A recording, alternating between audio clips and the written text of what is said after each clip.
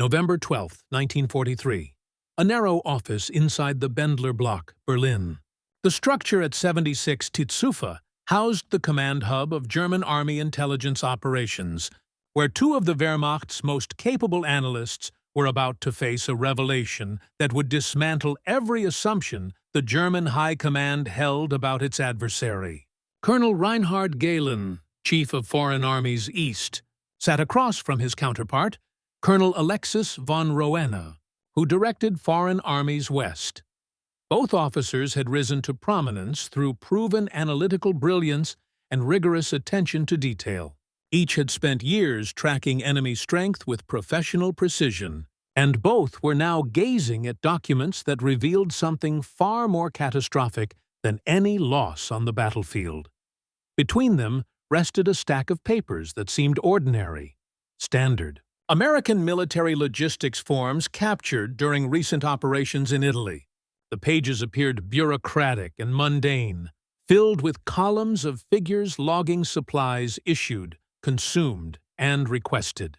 Nothing in their presentation hinted that they contained evidence of the mathematical impossibility of German victory, yet the numbers represented an industrial reality so staggering that both men had spent the past week cross-checking sources, verifying calculations, and searching desperately for mistakes that might render the figures less apocalyptic. Von Roen's hands quivered slightly as he slid the uppermost sheet across the desk. It was a routine supply requisition from the American Fifth Army in Italy, outlining monthly delivery targets for a single American corps active in the Italian theater. The form bore stamps, dates, and signatures of multiple logistics officers, unmistakably authentic. Gehlen studied the figures silently, his expression paling as their implications sank in. The Americans were supplying more ammunition to one corps in a single month than the entire Wehrmacht received on the Eastern Front during the same span. He looked up at von Roene, searching his colleague's face for some glimmer that this was deception or error. Von Roen's eyes gave no reassurance. He had already run the same numbers, reached the same conclusion, and spent 3 sleepless nights hoping he was mistaken. "This cannot be right," Gehlen murmured, though his tone lacked conviction. It was not a statement of belief, but of longing, a fragile wish that reality might somehow be less terrible than the data implied. Von Roene drew another page from the pile. "I thought the same. This one details fuel allocations for the same corps over a single month. They received 3.2 million gallons of gasoline and 800,000 of diesel." He paused, letting the weight of the figures sink in. "I compared that to our own totals. Army Group Center, with 3 full armies and more than 500,000 troops, receives less fuel in a month than this single American corps." The two analysts had spent the week performing similar comparisons, aligning captured American reports with German supply records, prisoner interrogations with reconnaissance data, agent dispatches from neutral nations with studies of captured equipment. Every indicator confirmed the same impossible truth. America was not merely outproducing Germany. It was operating on a level of industrial magnitude that defied comprehension, rendering German capacity almost primitive by contrast. The figures told a story no amount of courage, tactical brilliance, or ideological zeal could overturn. Germany was fighting against arithmetic itself, and arithmetic always prevails. The path to this grim revelation had begun months earlier, though its roots reached back years to foundational misjudgments about America's productive potential. German intelligence had tracked Allied industry since before the conflict, compiling assessments of factory output, resources, and manufacturing strength. Yet it had consistently and disastrously underestimated what the United States could achieve once fully mobilized. This was not simple incompetence. The biases embedded in German strategic culture, shaped by Nazi racial ideology and their own industrial limitations, made American capacity seem impossible, even fantastical. By 1943, the Reich had exhausted nearly every resource, plundered occupied territories of materials and machinery, imposed forced labor on a colossal scale, and driven its industries to apparent limits. Factories ran around the clock, laborers worked endless shifts. Production of weapons and munitions had soared beyond all pre-war imagination. Germany was building tanks, aircraft, and artillery at rates unimaginable in 1939. Yet, despite total mobilization, despite exploiting a conquered continent, despite the intensified production efforts under Albert Speer's command, Germany was losing the material war. The core miscalculation had begun even before hostilities erupted. In May 1940, President Franklin Roosevelt addressed Congress, declaring that the United States would produce 50,000 aircraft per year as part of a vast rearmament plan. Over subsequent months, he expanded this goal: 185,000 planes, 120,000 tanks, 55,000 anti-aircraft guns, and 18 million tons of merchant shipping within 2 years. These targets reached Berlin through numerous intelligence channels. When presented to Hitler and his advisors, the German leadership dismissed them with scorn. The figures were, they concluded, American propaganda, an attempt to intimidate and inspire confidence among the Allies. The judgment seemed reasonable by their own standards. In 1939, U.S. aircraft production barely exceeded 3,000 planes annually. The American Army ranked 18th globally, smaller even than Portugal's. U.S. tanks were obsolete, few in number. The Navy, though sizable, was split between two oceans and focused largely on coastal defense. How could such a nation multiply production 60-fold in just 2 years? It defied every principle of mobilization that German industrial experience had taught. Building factories, after all, took years. Training workers required months. Developing production techniques demanded extensive trial and error. Roosevelt's proclamation seemed like the fantasy of a desperate politician rather than achievable reality. Reich Marshal Hermann Göring, head of the Luftwaffe and one of Hitler's closest advisors, reportedly laughed when he heard Roosevelt's announcement. While this account comes from secondary sources rather than contemporary German documents, multiple historians cite Göring stating that Americans could only make refrigerators and razor blades and could never produce the military equipment necessary to defeat Germany. Whether the exact quote is accurate, the sentiment it captured was certainly real. German leadership genuinely believed American industrial capacity was unsuited for military production. This assessment seemed supported by observable facts. America excelled at producing consumer goods, automobiles, household appliances. But military equipment required different expertise, different organizational structures, different engineering approaches. German industry had been preparing for war since 1933. How could American consumer goods manufacturers possibly match German military industrial capacity? The Germans failed to understand something fundamental about American industrial potential that would prove decisive. The Great Depression had idled massive amounts of industrial infrastructure across the United States. Factories sat empty or underutilized. Millions of skilled workers remained unemployed or underemployed. Machine tools that could produce components for automobiles, tractors, or refrigerators sat idle or operated at reduced capacity. What looked like economic weakness was actually enormous reserve capacity waiting to be activated. When Roosevelt called for military mobilization, he was not asking American industry to build entirely new capability from nothing. He was asking them to convert existing factories, rehire laid-off workers, and redirect machinery that was already built, installed, and proven. The infrastructure for industrial mobilization already existed, requiring only redirection rather than creation. Germany, by contrast, had no such reserve. By 1940, German industry was already operating at near capacity. The Nazi regime had been rearming since 1933, steadily expanding military production year after year. There was little idle capacity to activate, few unemployed skilled workers to rehire, minimal machinery sitting unused. German expansion could only come through building new factories from scratch, conquering territories with existing industrial capacity, or exploiting slave labor. Each of these approaches took years to implement and faced inherent limitations. The fundamental difference in starting positions. American unused capacity versus German full utilization meant that America could scale up production far faster than Germany could match, and on a far larger base.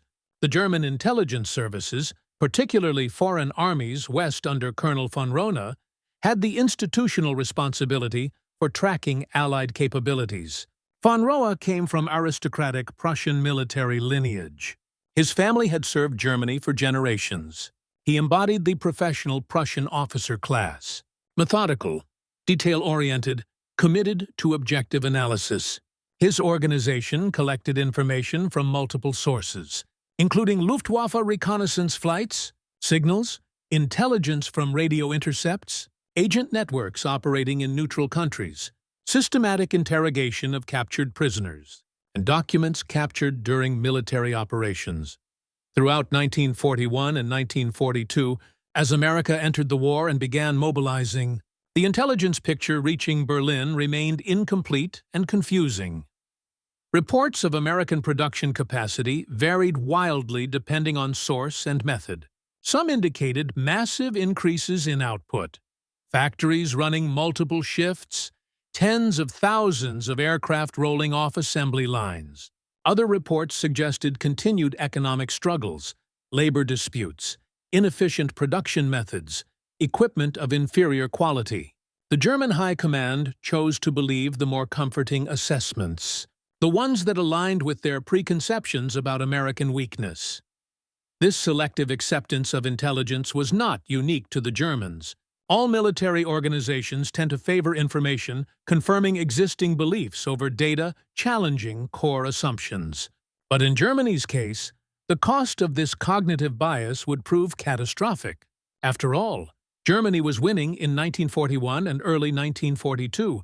The Wehrmacht had conquered Poland in weeks, France in 6 weeks, Yugoslavia in 11 days. German forces occupied Norway, Denmark, the Netherlands, Belgium, most of France, significant portions of the Soviet Union. The Luftwaffe had proven itself the most formidable air force in the world. German tanks and tactical methods were clearly superior to those of any opponent. German U-boats were sinking Allied shipping faster than it could be replaced, or so Berlin believed. Why should German leadership fear a nation that had not fought a major war since 1918, whose army was tiny, whose tanks were obsolete, whose industrial capacity was oriented toward consumer goods rather than military hardware? This comfortable certainty began developing cracks in North Africa when American forces landed in Operation Torch on November 8, 1942. German commanders expected to face inexperienced troops with inferior equipment who could be quickly defeated and pushed back into the sea. What they encountered was something else entirely. The Americans were indeed inexperienced. That assessment proved accurate. Early engagements, particularly the Battle of Kasserine Pass in February 1943, resulted in humiliating American defeats. German forces drove American units back over 50 meters, killed over 1,000 American soldiers, captured substantial numbers of prisoners, and seized significant quantities of equipment. German tactical superiority was demonstrated conclusively, but something about the American forces troubled experienced German commanders. The sheer quantity of their equipment was staggering and unprecedented. American units that suffered heavy losses in battle were fully re-equipped within days, sometimes within hours. Vehicles, weapons, ammunition, supplies flowed in seemingly endless streams.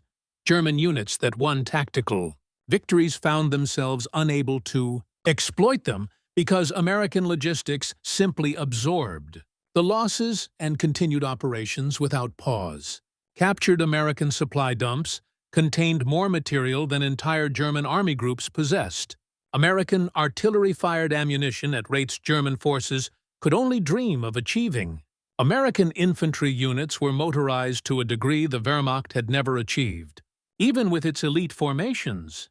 General Irwin RML, commanding Axis forces in North Africa from February 1941 until his recall to Germany on March 9, 1943, began sending increasingly alarmed reports to Berlin. Each American infantry division, he noted, possessed more trucks than an entire German corps. American logistics units operated vehicle fleets larger than those available to entire German armies. Supply installations captured during German advances contained food, fuel, ammunition, spare parts, medical supplies, and equipment in quantities that seemed wasteful, even obscene by German standards. RML, known for his tactical brilliance, understood that tactics became irrelevant when facing such massive material superiority. He urged withdrawal from North Africa entirely, arguing that Allied air and naval superiority combined with unlimited logistics made Axis defeat inevitable regardless of battlefield success. These reports were noted, filed, and largely ignored by the high command in Berlin. RML was known for pessimism, for always requesting more resources, for emphasizing difficulties over opportunities. His complaints were dismissed as the usual general's grumbling, the predictable tendency of field commanders to exaggerate enemy strength and minimize their own capabilities. Hitler personally rejected RML's assessments, insisting that willpower and tactical superiority would overcome numerical disadvantages. The Führer's worldview could not accommodate the possibility that industrial production might matter more than ideological commitment or military skill. But the intelligence analysts could not so easily dismiss what they were seeing. Throughout 1943, as the war turned decisively against Germany on multiple fronts, the volume of concerning data increased exponentially. After the surrender of Axis forces in Tunisia on May 13, 1943, German intelligence conducted systematic interrogation of the approximately 125,000 captured German soldiers among the 250,000 to 275,000 total Axis prisoners. The debriefing teams operating from questionnaires developed by the intelligence services sought to understand not just tactical details of the fighting, but broader patterns of Allied, particularly American, military capability. The stories these prisoners told were remarkably consistent across rank, unit, and experience level. Every interrogated prisoner described American supply abundance that seemed wasteful by German standards. They spoke of entire meals being thrown away because soldiers did not like the taste. They described American vehicles being abandoned after minor mechanical problems because it was easier to requisition a new one than repair the old. They recounted seeing supply dumps larger than anything in the German army containing food, ammunition, fuel, equipment in quantities that appeared unlimited. Medical supplies were available in abundance, including sulfur drugs that were increasingly scarce in Germany. Captured prisoners received better food as PWs than they had eaten as soldiers. Some accounts seemed so extreme that interrogators initially suspected exaggeration or Allied propaganda. But the consistency across hundreds of independent interrogations made dismissal impossible. Officers and enlisted men, paratroopers and infantry, tank crews and artillerymen all told the same stories of overwhelming American material superiority.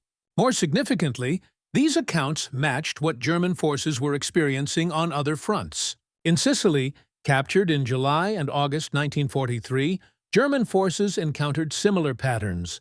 In Italy, where Allied forces landed in September 1943, the pattern repeated.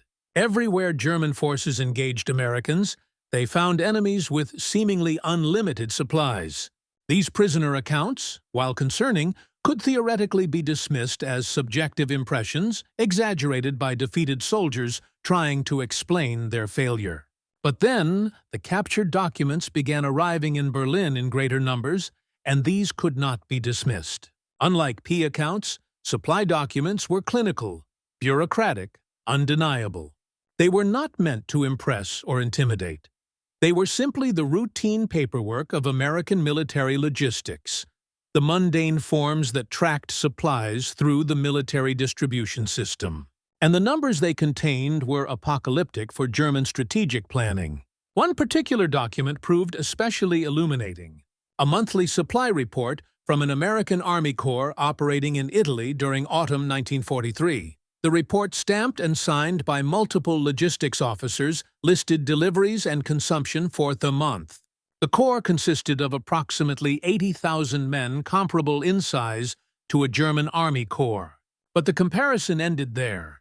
The American Corps had received 3.2 million gallons of gasoline and 800,000 gall of diesel fuel during the month. Colonel Galen compared this to fuel allocations for German forces on the Eastern Front, Army Group Center, consisting of multiple corps with several 100,000 men, received less total fuel in a month than this single American Corps. The disparity was not marginal. It was a difference of kind rather than degree. The ammunition figures in the same report were even more devastating. The American Corps had received 15,000 tons of artillery ammunition during the month. German Corps received perhaps 1,000 tons during the same period, and that was considered adequate supply. The Americans were firing shells at 7 times the German rate, and crucially, this was sustainable. This was not some special preparation for a major offensive where supplies were concentrated for a brief period. This was normal operating procedure, the routine monthly supply for regular operations. The implications were staggering. American artillery could provide fire support at rates that would exhaust German ammunition supplies in days, and they could maintain this indefinitely. The vehicle replacement figures told an equally disturbing story. During 1 month of routine operations, not major battles, just normal activity, the American Corps had received 847 trucks, 127 jeeps, 43 tanks, and 68 artillery pieces as replacements for combat losses and mechanical failures. These were not additions to unit strength. These were simply replacing losses to maintain authorized equipment levels. The German Army had received fewer tanks from total national production in the previous month than this one American Corps received as routine replacements. The mathematical implications were inescapable. If America could replace losses at this rate for one corps, and they had dozens of corps deployed across multiple theaters, then their total logistics capacity exceeded German production by orders of magnitude.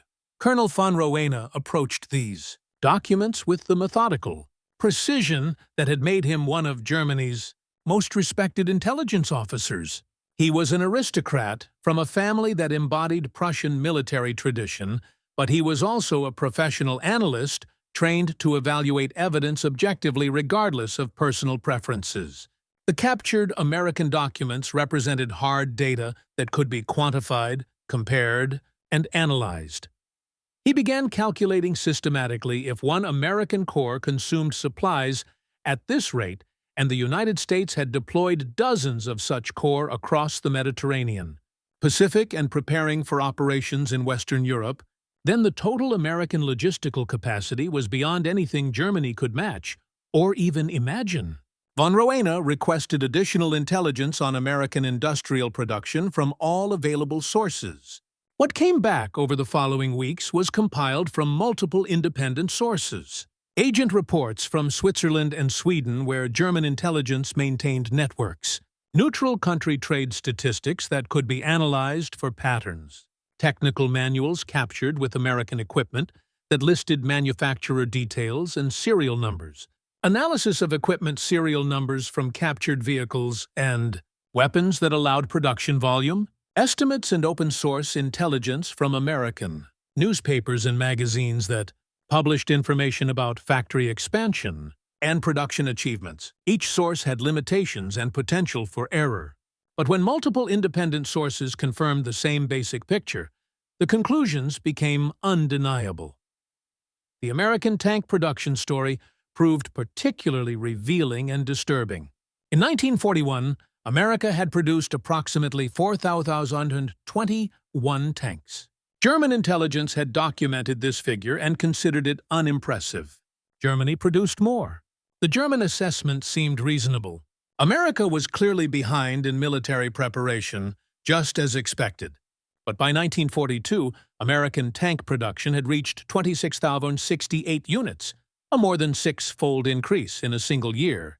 German intelligence officers initially suspected these figures were propaganda, or included every type of armored vehicle, regardless of combat capability.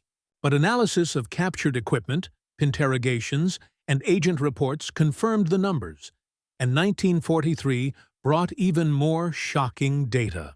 American tank production reached 37,100 ton in 98 units, the peak year of American tank production during the entire war.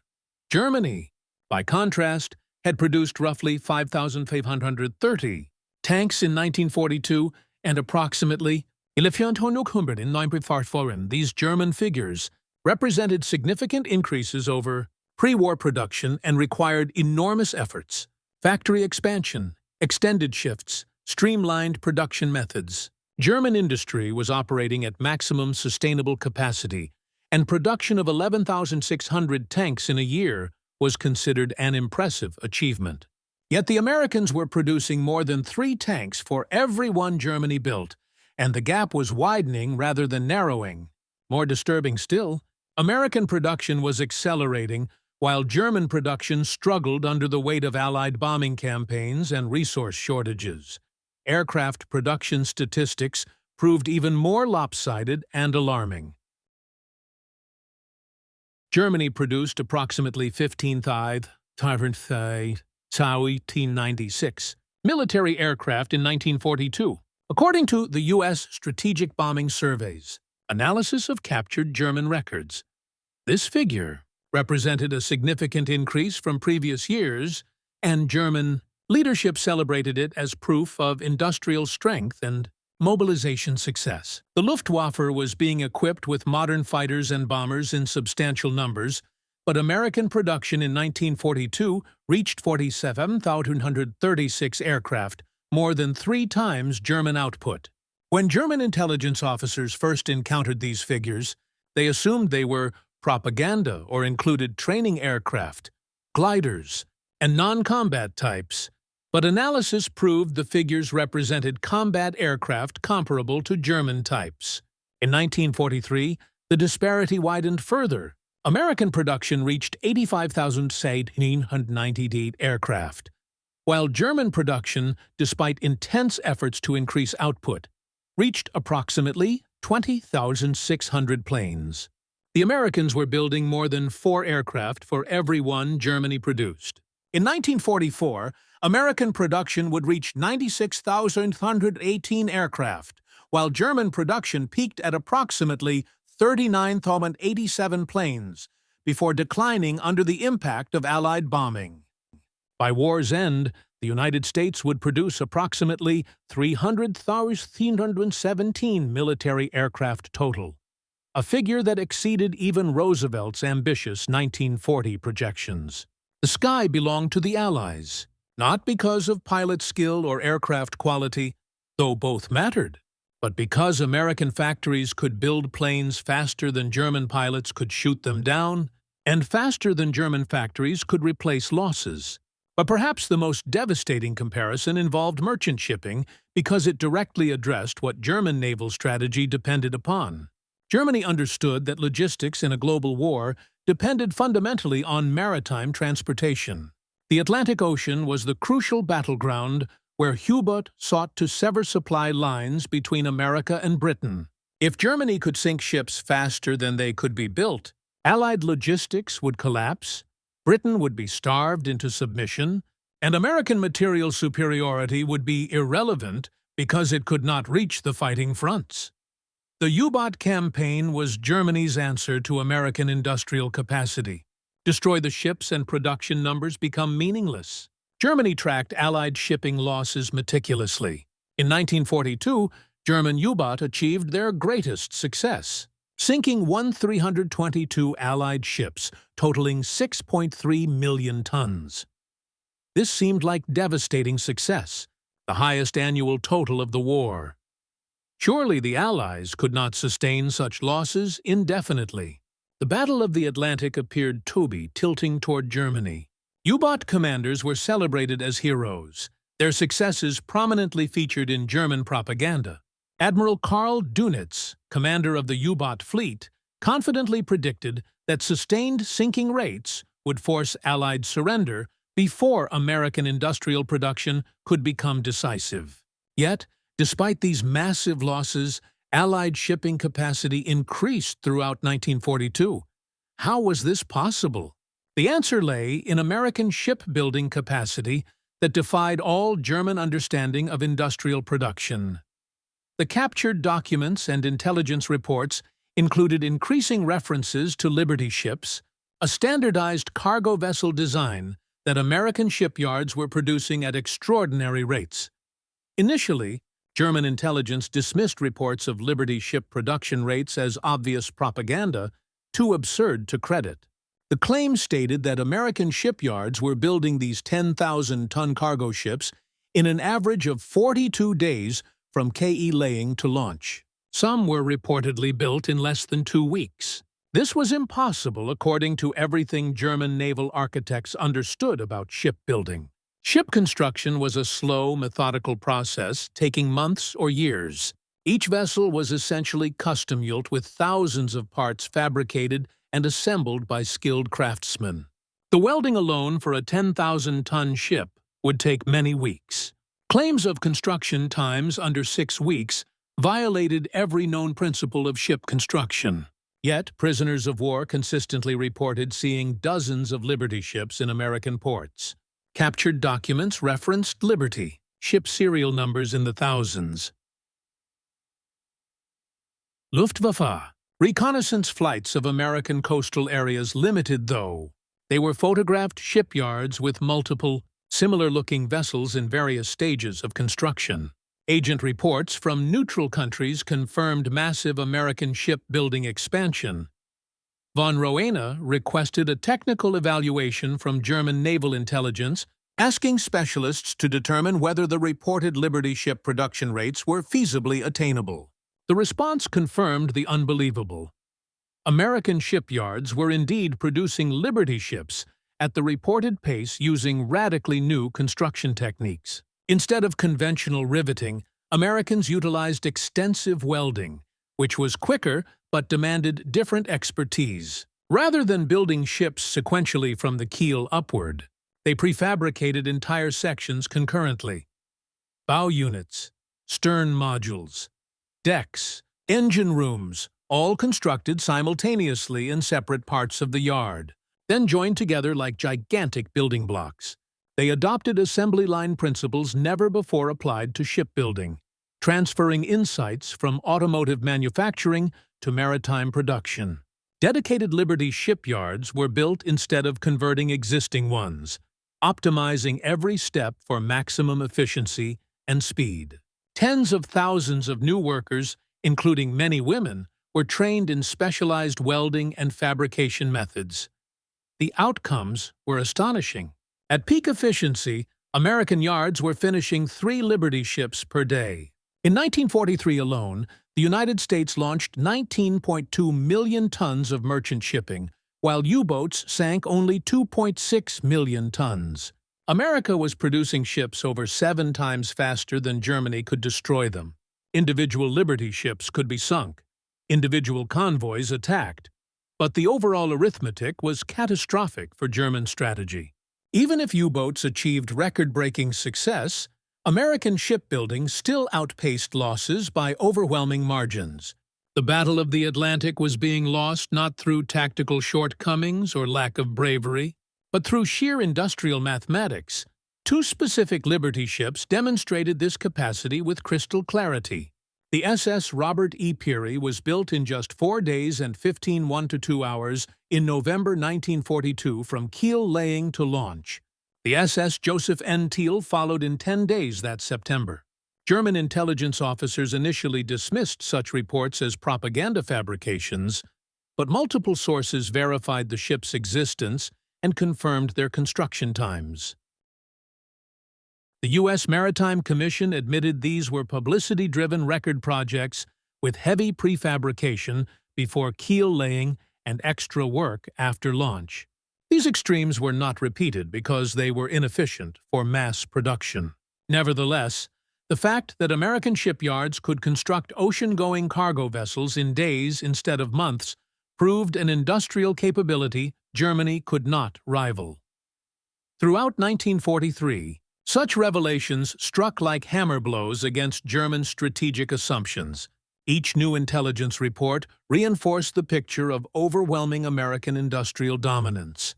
Colonel Galen, focusing on the Eastern Front, analyzed U.S. industrial infrastructure using available data, technical journals, pre-war surveys, and open-source publications.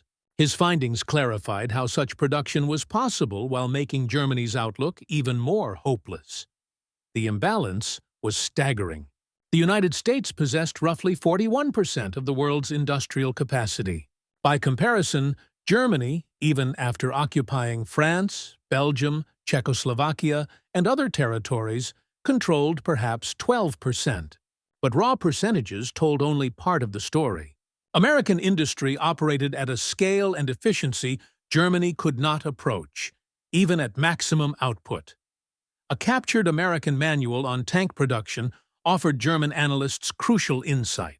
It described processes at Chrysler's Detroit tank arsenal, where 10,000 workers built M4 Sherman tanks on automotive-style assembly lines. In December 1942, this single plant produced 896 tanks in 1 month, sustaining 800 monthly thereafter.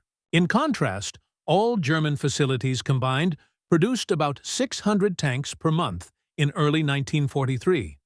One American factory equaled Germany's entire national output, and it was only one of several. German analysts were astonished by the methodical systemization. Tanks progressed down assembly lines like automobiles. Subassemblies were built simultaneously, hulls, turrets, engines, and then integrated for final assembly. Workers specialized narrowly. Jigs and fixtures ensured perfect fit without skilled hand finishing.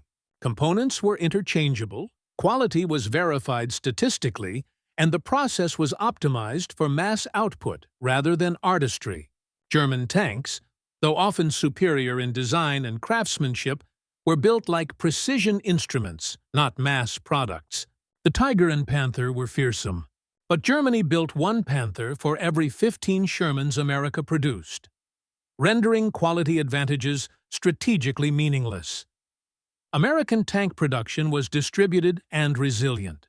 11 different companies built Shermans, from Ford and Chrysler to agricultural and locomotive manufacturers. Each adapted its expertise, auto assembly, heavy machinery, welding, to military production with devastating effectiveness. If one plant was bombed, 10 others continued seamlessly. German centralized production, by contrast, was vulnerable. One bombing raid could cripple an entire sector. Artillery followed the same pattern.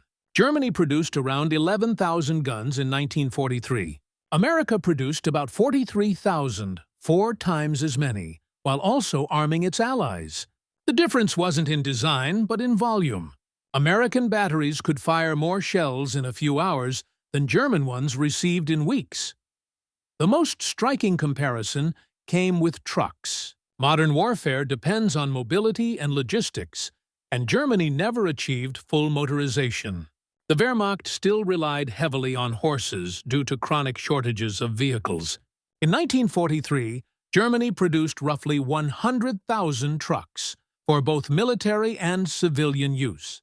The U.S. built about 620,000, almost all for military service. Lend-Lease alone sent over 427,000 trucks to the Soviet Union, more than Germany's total wartime production. Every American division had greater transport capacity than a German panzer division. This mobility gap had direct battlefield consequences. American forces could supply and sustain offensives at speeds Germany couldn't match. The Red Ball Express, launched after Normandy, embodied this capacity. With nearly 6,000 vehicles, hauling over 12,000 tons of supplies per day. German commanders observing it realized they were witnessing something utterly new in military history: the triumph of industrial logistics over tactical skill. The Red Ball Express was not even America's primary supply system. It was an emergency measure implemented when rapid advances outran conventional supply methods. Yet this emergency backup system exceeded German logistics capacity. When German forces attempted similar supply convoys, they faced fuel shortages, vehicle breakdowns, Allied air attacks, and organizational problems. American convoys operated continuously, despite all these same challenges, simply overwhelming problems through sheer scale. If one truck broke down, another took its place. If one convoy was attacked, another followed. The material superiority was so overwhelming that operational challenges became mere inconveniences rather than insurmountable obstacles. The captured documents also revealed American petroleum industry capacity, and this proved particularly devastating to German strategic calculations. Germany had faced chronic fuel shortages since the start of the war. The nation lacked significant domestic oil production, depending instead on synthetic fuel production from coal through the Fischer-Tropsch process, and imported oil from Romanian fields. This synthetic fuel program represented a massive industrial effort, consuming enormous resources and electrical power to produce gasoline and diesel from coal. Romanian imports required maintaining control of the Balkans and protecting supply lines. German military operations were perpetually constrained by fuel availability. Strategic decisions about when and where to attack often depended more on fuel stocks than tactical opportunities. The 1942 German offensive toward the Caucasus was motivated primarily by the need to capture Soviet oil fields, not territorial ambitions or strategic positioning. American forces, by contrast, operated without any fuel constraints whatsoever. Captured supply documents showed American units in Italy receiving fuel allocations that exceeded their maximum possible consumption rates. They literally had more fuel than they could use. Some vehicles were operated for training, maintenance, or transport of minor supplies that German forces would have moved by hand or left unmoved. The source of this abundance became clear through intelligence analysis. American petroleum production in 1943 reached approximately 1.4 billion barrels, representing roughly 2 to 3 of total world production. The United States produced more oil than all other nations combined. Germany, with synthetic production and Romanian imports, produced perhaps 40 to 50 million barrels annually, less than 4% of American output. American forward logistics included fuel depots and tanker trucks in quantities that exceeded Germany's total national fuel stocks.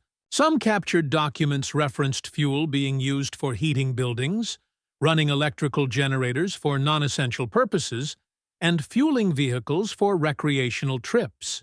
The waste of fuel for purposes German forces would consider criminally negligent was routine in American operations. During the Battle of the Bulge, German planning explicitly depended on capturing American fuel depots, because the Wehrmacht could not supply sufficient fuel for the offensive through its own logistics. This dependency on capturing enemy supplies was itself an admission of German logistical weakness and strategic desperation. Steel production statistics underlined every other production comparison because steel is the foundation of industrial warfare.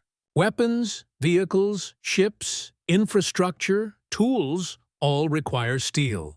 Military production in an industrial war is fundamentally constrained by steel availability.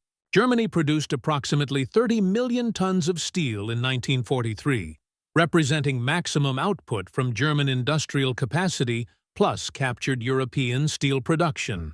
This figure included output from occupied French, Belgian, and Czech steel mills operating under German direction. It represented total mobilization of every available steel-producing facility. The United States produced 81 million tons of steel in 1943. America produced nearly 3 tons of steel for every 1 ton Germany produced. The Soviet Union, despite massive industrial evacuation and German destruction of Western industrial areas, still produced approximately 18 million tons.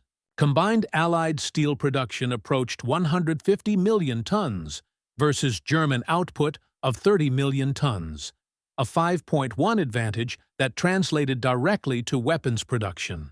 More steel meant more tanks, more ships, more artillery, more trucks, more aircraft, more ammunition, more of everything required for industrial warfare.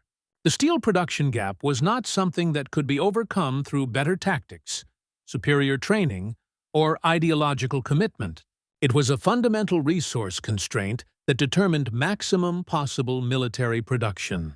Germany was fighting a 5-front war: Western Europe, Eastern Front, Italy, air war over Germany, Atlantic Ocean, with 1/5 the steel production of its combined enemies. The mathematics of defeat were written in steel production figures. Colonel Galen and Colonel von Roena spent weeks during late 1943 analyzing these figures with increasing desperation, cross-referencing sources, searching for errors or exaggerations that might make the picture less catastrophic. They found none. Every source confirmed the same basic reality. They brought in other analysts from both foreign armies, East, and foreign armies, West, showed them the data, asked for independent assessments. The conclusions were always the same. America possessed industrial capacity that made German production look like cottage industry. The Soviet Union, despite massive losses and German occupation of significant industrial territory, had successfully evacuated and rebuilt industrial capacity that exceeded German output. Britain, though smaller in absolute terms, maintained production sufficient to supply a modern army while also providing advanced technologies like radar, jet engines, and coder-breaking machinery that Germany struggled to match. Germany faced 3 major opponents, each of which had greater industrial capacity than Germany in at least some categories. Combined Allied production advantage was overwhelming across every category of military equipment. The only question was how long German tactical superiority and defensive advantages could delay inevitable defeat. The analysts prepared a comprehensive report for the German High Command in December 1943. The report was clinical, mathematical, undeniable in its logic. It compared German production capacity to Allied output across every significant category of military equipment: tanks, artillery, aircraft, trucks, ships, ammunition, fuel, steel. Every comparison told the same story. Germany was outproduced in every category by significant margins, and the gap was widening rather than narrowing as the war continued. But the report went beyond simply presenting production numbers. The analysts included detailed projections of what these production figures meant for military operations over the next 12 to 24 months. They calculated that Allied production advantages meant Germany would face increasing numerical superiority in every theater. German forces could continue winning individual battles through superior tactics, better training, and sometimes better equipment. But they would inevitably lose campaigns through attrition. Every tank destroyed, every aircraft shot down, every truck knocked out would be replaced for the Allies within weeks or months. German losses took much longer to replace, if they were replaced at all. The mathematics of attrition warfare inexorably favored the side with industrial capacity to sustain losses indefinitely, and that side was not Germany. The report included projections for 1944 and beyond. If current production trends continued, by mid-1944, Allied forces would achieve numerical superiority ratios of 3.1 or greater in most combat categories. By 1945, ratios would likely reach 5.1 or higher in many categories. German forces, no matter how well-trained or tactically proficient, could not sustain combat against such numerical odds indefinitely. Quality advantages in individual weapon systems became irrelevant when facing 5 times as many enemy weapons. Even if German forces maintained their tactical superiority, even if they won every engagement, the cumulative losses would eventually destroy the Wehrmacht through simple attrition. Available manpower was finite. Industrial capacity was constrained. Territory was being lost rather than gained, reducing access to resources. The trajectory pointed inexorably toward defeat. The report concluded with mathematical certainty that Germany could not win the war through military means given current industrial balance. This was not defeatism or political opinion. It was objective analysis based on verified data. The conclusion was professional assessment that should have informed strategic decision-making. The analysts expected the High Command to use this information to develop realistic strategic options. Perhaps Germany could seek diplomatic solutions, while still holding significant territory and maintaining some bargaining position. Perhaps resources could be reallocated to focus on defensive operations that might extend the war while seeking political settlement. Perhaps the information could inform decisions about which territories to prioritize holding and which to yield. At minimum, realistic understanding of the situation might prevent wasteful offensive operations that consumed irreplaceable resources without achieving strategic objectives. Colonel von Riener presented this report to his superiors in the High Command with full knowledge of its controversial implications. He was not a defeatist. His professional record demonstrated commitment to German victory. He was not a traitor. His Prussian military heritage and personal honor were beyond question. He was a professional intelligence officer presenting accurate analysis so that leadership could make informed decisions. He expected disagreement, perhaps anger at the unwelcome conclusions. What he encountered was something worse: complete rejection of the analysis itself. Hitler refused to accept Therport's conclusions, calling them defeatist propaganda, undermining German morale. He argued that German willpower, superior tactics, and impending technological advances would overcome numerical disadvantages. He cited historical examples of smaller forces defeating larger ones through skill and determination. Frederick the Great's victories when outnumbered, Hannibal's victories over Rome, Napoleon's early campaigns. He insisted that Allied production figures were exaggerated for propaganda purposes, that American equipment was inferior and would fail in combat, that Soviet industry would collapse under continued German pressure, that Britain was near economic exhaustion.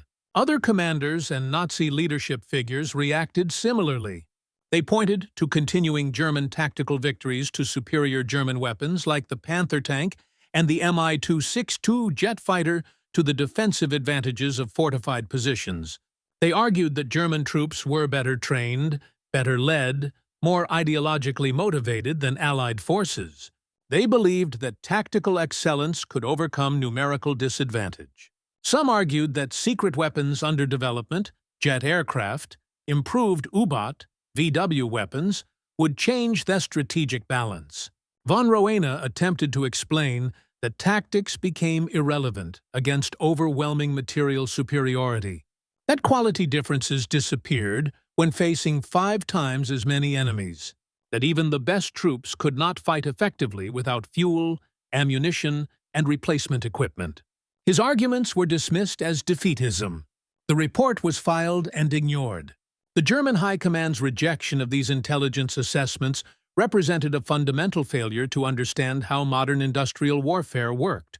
Military traditions from previous centuries emphasized courage, skill, leadership, tactical brilliance as the decisive factors in warfare. These qualities had won wars for thousands of years. Individual warriors with superior training could defeat larger numbers of inferior opponents. Superior tactics could overcome numerical disadvantages. Brilliant commanders could achieve victory through maneuver and deception. But World War II was different from all previous conflicts. It was the first truly industrial total war where victory depended more on factory output than battlefield prowess. The nation that could produce more tanks, planes, guns, ammunition, and supplies would win through simple attrition. regardless of tactical considerations. Germany's military leadership, trained in traditional Prussian military methods, could not psychologically accept this new reality. But some German officers did understand. General Heinz Guderian, one of Germany's greatest tank commanders and theorists of armored warfare, wrote in his memoirs about studying captured American equipment and supply documents.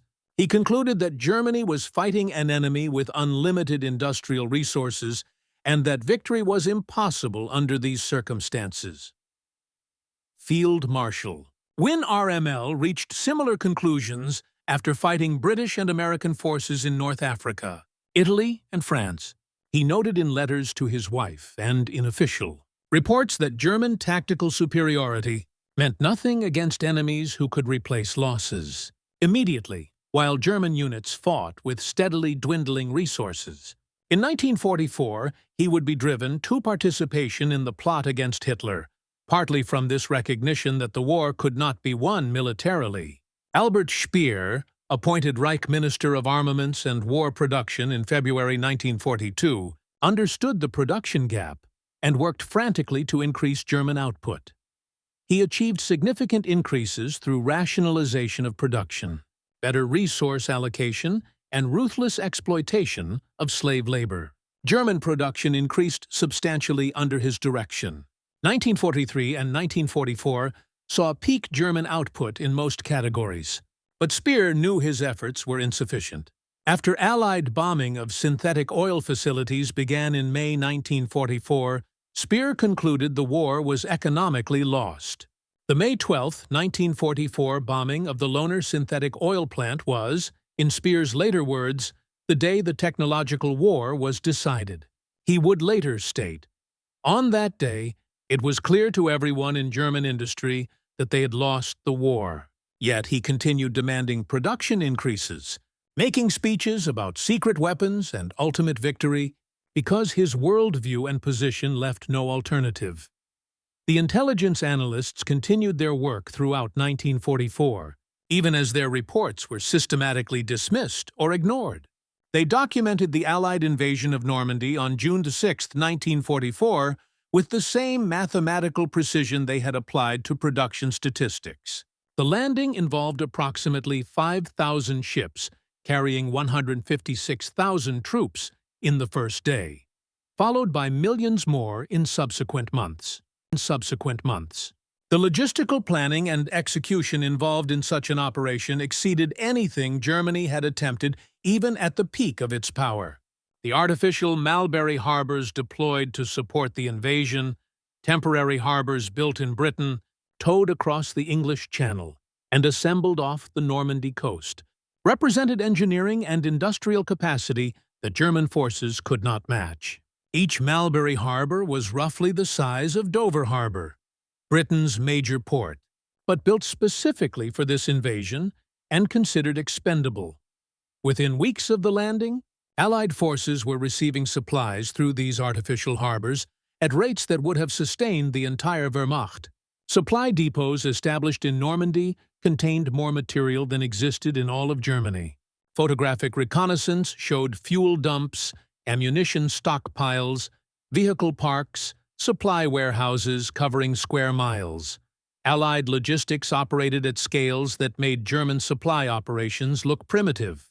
American combat units consumed supplies at rates German forces could not imagine sustaining. Artillery-fired support missions measured in thousands of rounds per day.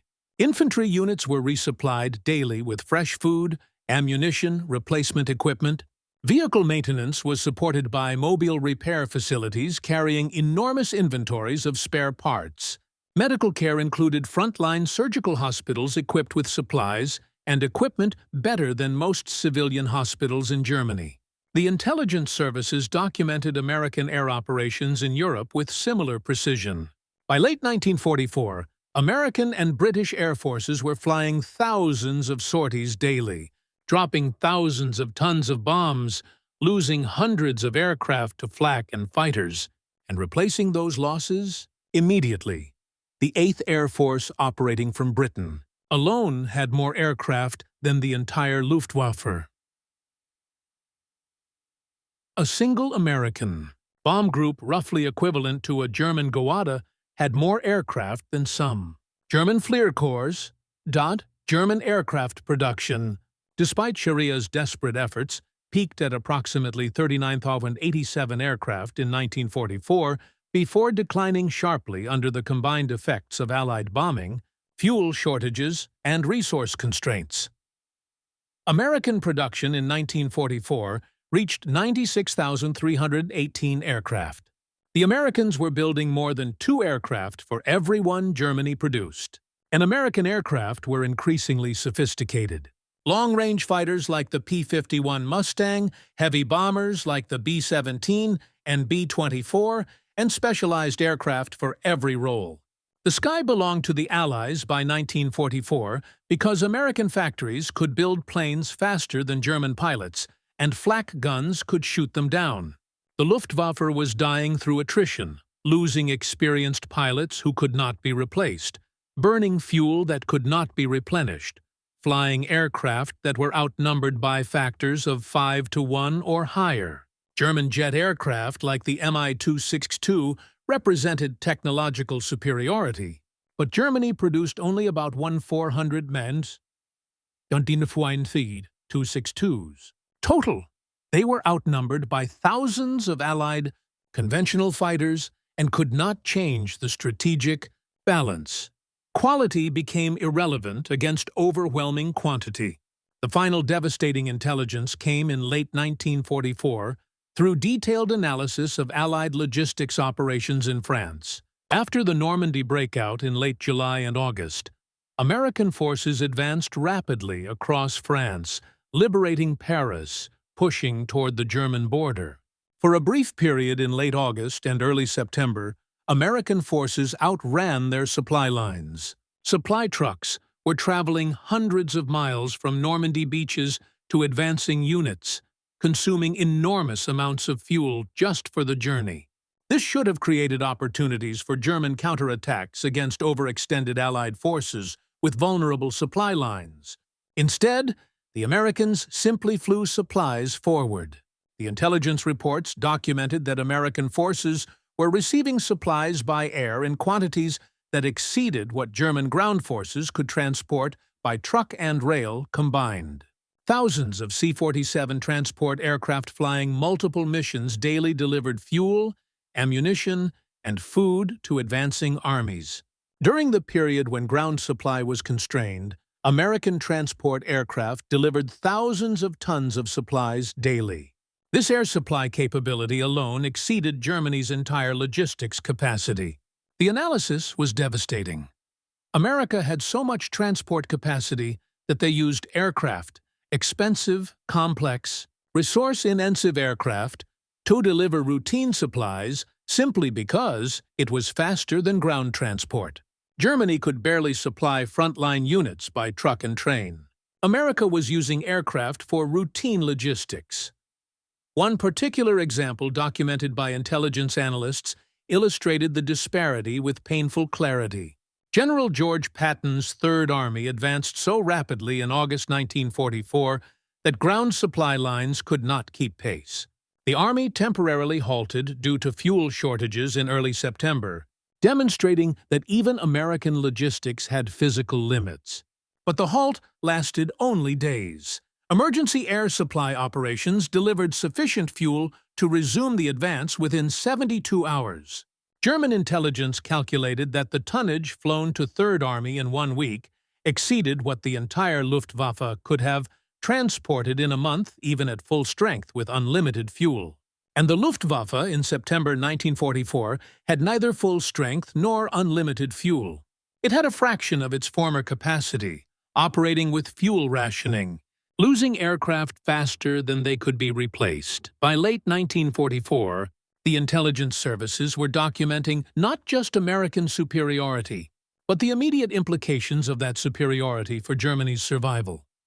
Soviet forces were advancing from the east with massive numerical advantages in tanks, artillery, and aircraft. Soviet industrial production had recovered from initial German advances and was being supplemented by enormous American Lend-Lease shipments, 400,000 trucks, 12,000 armored vehicles, 11,000 aircraft, enormous quantities of food, fuel, raw materials. British and American forces advanced from the west with complete air superiority and overwhelming logistic support.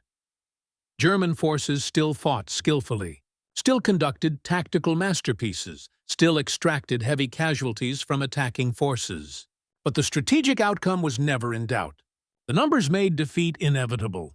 The Ardennes Offensive in December 1944, Germany's last major attack in the West, demonstrated the futility of fighting against such industrial superiority. German forces achieved complete surprise through careful security and radio silence. They achieved initial tactical success, driving through American lines, capturing territory, causing panic in Allied rear areas. The offensive advanced significantly in the first days, seeming to validate Hitler's faith in willpower and tactical skill. But the offensive was doomed before it began, not by any failure of planning or execution, but by simple logistics, mathematics.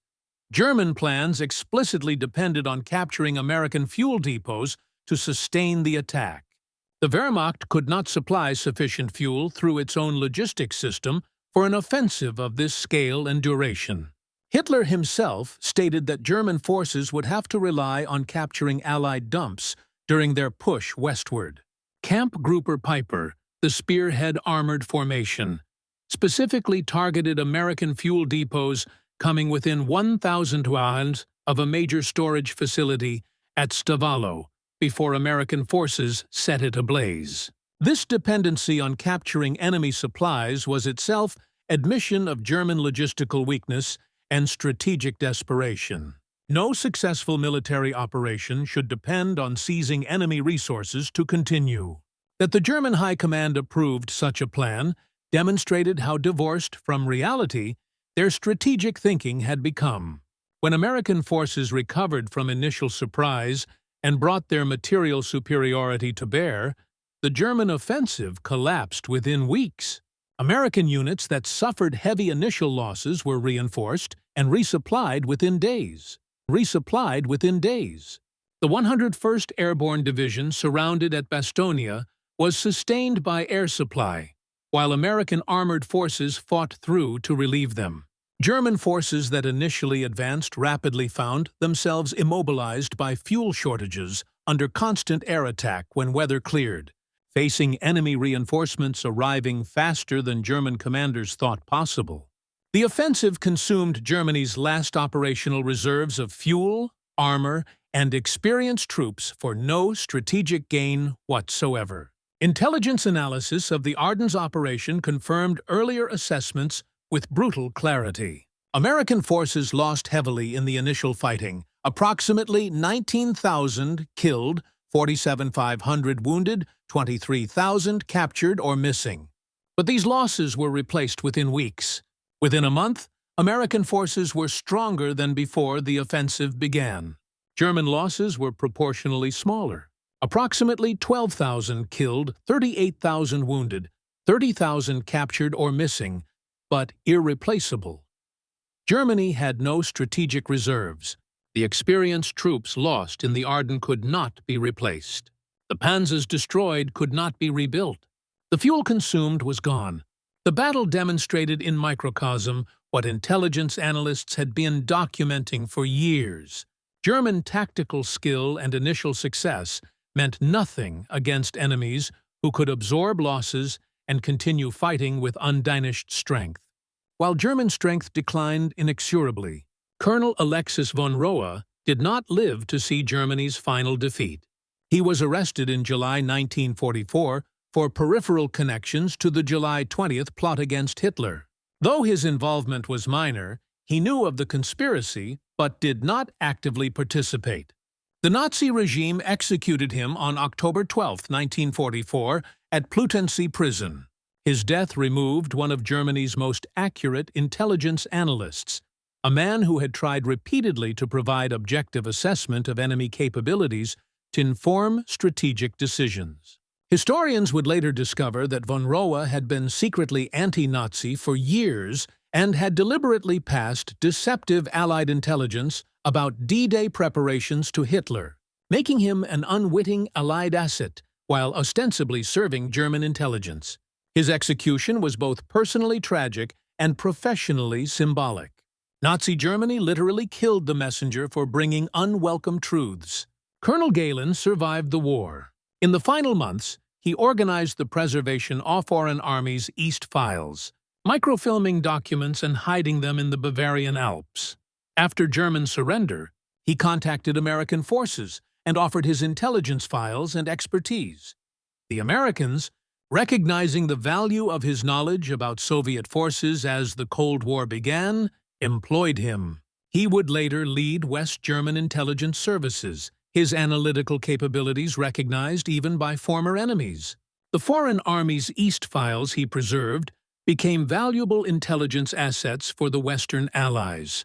The story of German intelligence analysis during World War II reveals profound truths about modern warfare that remain relevant decades later. Industrial capacity determines victory in total war between modern industrial nations. Courage, skill, tactical brilliance, ideological fervor, all these matter, but they cannot overcome overwhelming material disadvantage. The Germans discovered this truth through careful analysis of captured American supply documents, systematic production statistics, and rigorous mathematical calculation. They presented this truth to their leadership repeatedly throughout 1943 and 1944. Their warnings were ignored because accepting them meant accepting inevitable defeat. The captured American supply charts and logistics documents that so shocked German analysts in late 1943 were not secret weapons or classified technologies. They were mundane bureaucratic paperwork, routine accounting of supplies received and consumed, standard military logistics documentation. Their power lay not in revealing secrets, but in demonstrating reality. America could produce, transport, and consume military supplies at scales Germany could not match. This simple truth, confirmed through careful intelligence analysis, determined the war's outcome more surely than any battle. Logistics is the unglamorous but essential foundation of military power. An army without fuel cannot move. An army without ammunition cannot fight. An army without food cannot survive. Superior tactics mean nothing when soldiers lack the material means to execute them. The mathematical impossibility of German victory was clear to professional intelligence analysts by late 1943. Every subsequent month confirmed and amplified this conclusion with additional data. American production increased while German production stagnated or declined under Allied bombing. Soviet production recovered and expanded beyond German capacity. British production, though smaller in absolute terms, contributed crucial technologies and significant material. The combined Allied production advantage grew from 3.41 in 1943 to 5.1 or greater by 1945. The human cost of ignoring these intelligence assessments was staggering and tragic. Germany fought for approximately 18 months after intelligence services concluded victory was impossible. Millions died in fighting that professional analysts knew could not change the ultimate outcome. Cities were destroyed, populations decimated, Europe devastated, Jewish communities annihilated, all while intelligence reports sat in files documenting the mathematical certainty of defeat. The tragedy was not just that Germany lost. The tragedy was that the loss was predictable, documented, and presented to leadership who refused to accept mathematical reality. The German intelligence analysts who studied American supply capabilities and production statistics performed their professional duties with competence and integrity. They gathered information from multiple independent sources. They analyzed data carefully and systematically. They presented conclusions based on evidence rather than ideology or wishful thinking. Their work represented what intelligence services should do: provide accurate assessments to enable informed decision-making.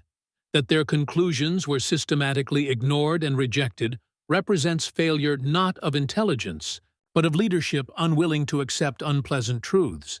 The mathematical proof of German defeat existed in captured supply, manifests showing American corps receiving more material than German armies.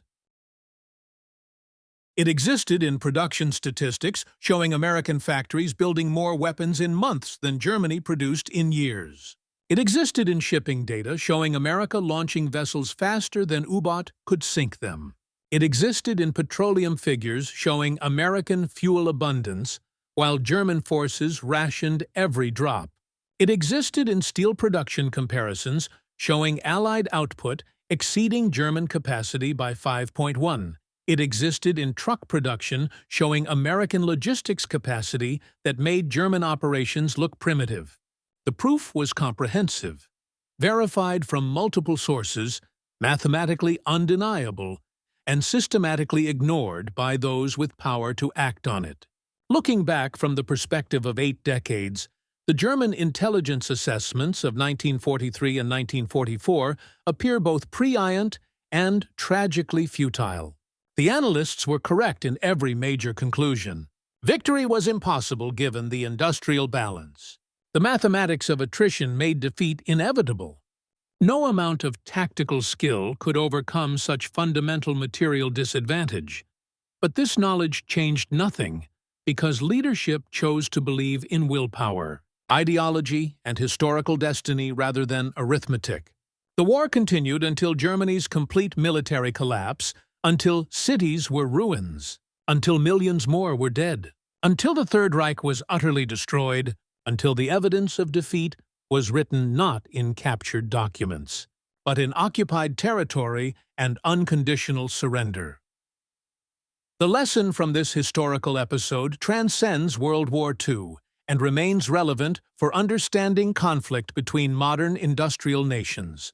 Accurate intelligence is worthless if leadership refuses to accept unwelcome conclusions. Systematic analysis means nothing if decisions are based on ideology rather than evidence. Professional competence becomes irrelevant when confronted with willful blindness. German intelligence provided accurate assessment of enemy capabilities and probable outcomes. German leadership chose fantasy over reality, and the result was catastrophe that might have been limited or mitigated through earlier acceptance of mathematical truth. Wars between industrial powers are fundamentally economic contests won in factories before outcomes are decided on battlefields. This principle was proven definitively in World War II. Germany's intelligence analysts understood this by 1943. They documented it meticulously. They presented it clearly. They warned repeatedly that continued fighting would only increase the magnitude of ultimate defeat without changing the outcome. Their leadership never accepted this truth. The price of that refusal was counted in millions of deaths, ruined cities, and Germany's complete collapse as a sovereign nation. By May 1945, the seized American logistics charts and supply documents provided undeniable proof of a simple yet decisive reality. The United States could manufacture more, transport more, and expend more military resources than Germany. This advantage was not minor. It was overwhelming, sufficient to render German defeat certain regardless of performance on the battlefield. A 3-point disparity in production might be offset by superior tactics, advanced equipment, or favorable terrain. A 5.1 disparity cannot be overcome except by catastrophic enemy errors too improbable to rely on. The Allied margin surpassed 5.1 in many areas and continued to expand with time. Ultimately, German analysts examining captured American logistical data recognized they could never prevail, not through a single discovery, but through the steady accumulation of irrefutable evidence over many months. Each captured report added another data point. Each production figure reinforced the pattern. Each prisoner interrogation offered confirmation. Every intelligence summary supported the conclusions drawn before. The image that emerged was comprehensive, verified, and mathematically indisputable. Germany faced opponents possessing 3 to 5 times its industrial strength, and that gulf was widening steadily. No amount of tactical brilliance or fighting spirit could overcome such a vast imbalance in an industrial war of attrition. The analysts understood this, recorded it carefully, and presented it unambiguously to their superiors. Their tragedy lay not in analytical failure, but in the futility of truth when leadership refuses to accept it. The captured logistics records revealed a narrative of certain defeat, written in numbers that could not be denied or reasoned away, except by deliberate blindness. They exposed an American abundance that defied German comprehension, yet was validated by countless independent sources. They unveiled an adversary whose industrial might made any hope of German victory a delusion detached from material reality. By late 1943, only one question remained: how long would Germany reject what the numbers made undeniable? How many more lives would be lost before arithmetic displaced ideology as the foundation for strategic decision-making? That question was answered on May 7, 1945, when Germany capitulated unconditionally, defeated not primarily by armies, but by the mathematical certainty that industrial capacity decides victory in modern warfare. The intelligence officers who first examined those captured supply charts in late 1943 had grasped this truth 18 months earlier. They had issued their warnings. They had shown the calculations. They had demonstrated the logic. Their leaders ignored them, and millions suffered the consequences of that deliberate blindness. The captured American supply records chronicled not merely logistics, but the hopelessness of waging war against overwhelming industrial supremacy. The figures revealed a truth German leaders could not bear to face. In modern, mechanized warfare, factories outweigh bravery. Production lines decide outcomes more than strategy. And arithmetic is the ultimate victor. The ultimate victor.